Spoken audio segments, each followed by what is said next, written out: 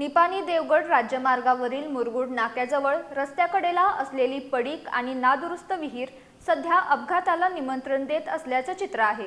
दररोज हजारो वाहनांची वर्दळ असलेल्या या मार्गावर ही विहीर अक्षरशः मृत्यूचा सापळा बनली असून एखाद्या मोठ्या दुर्घटनेची वाट पाहूनच प्रशासन जागे होणार का, असा संतप्त सवाल नागरिकांकडून उपस्थित केला जातोय।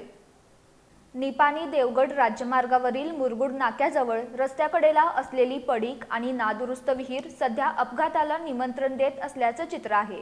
विशेषतः अमावस्या आणि इतर धार्मिक दिवसांमध्ये या मार्गावर भाविक आणि वाहनांची मोठी गर्दी असते। अशा वेळी एखाद्या वाहनाचा ताबा सुटल्यास ते थेट विहिरीत कोसळण्याची शक्यता नाकारता येत नाही।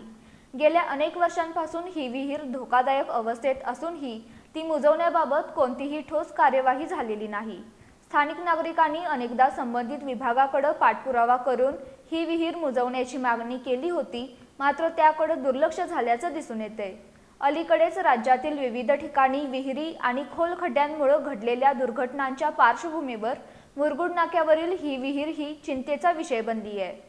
एखाद्या निष्पाप व्यक्तीचा बळी गेल्यानंतर कारवाई करण्यापेक्षा प्रशासनाने तातडीने दखल घेऊन ही धोकादायक विहीर मुजवावी, अशी जोरदार मागणी नागरिक, प्रवासी आणि वाहन चालकांकडून होतीये। वेळीच उपाययोजना करा, अन्यथा मोठी दुर्घटना अटळ, अशी भावना नागरिकांमधून व्यक्त होतीये।